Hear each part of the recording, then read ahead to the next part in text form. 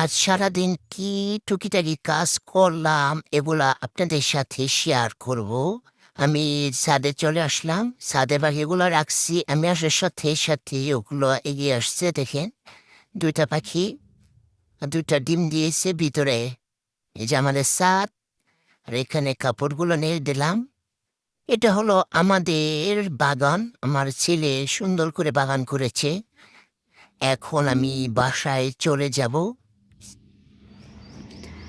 আসসালামু আলাইকুম ভিউয়ার্স, কেমন আছেন সকলেই? আশা করি সকলেই ভালো আছেন। আমি এখন টুকিটাকি কাজ আপনাদের সাথে একটু শেয়ার করব। মেশিনে কাপড় দিয়ে দিয়েছি, এখন সেট করে দিব। এই যে চালু করে সেট করে দিব। অনেক সহজ, মেশিনে কাপড় ধোয়া অনেক সহজ। এখন আমি ঢাকনাটা লাগিয়ে দিব, একা একাই ধুয়ে ফেলবে।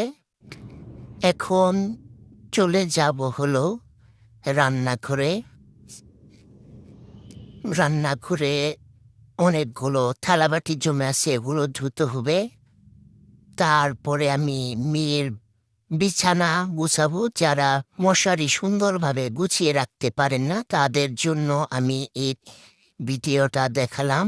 এভাবে ২ ভাগ করে হাতে পেঁচিয়ে নেবেন। ওমা! হয়ে গেল।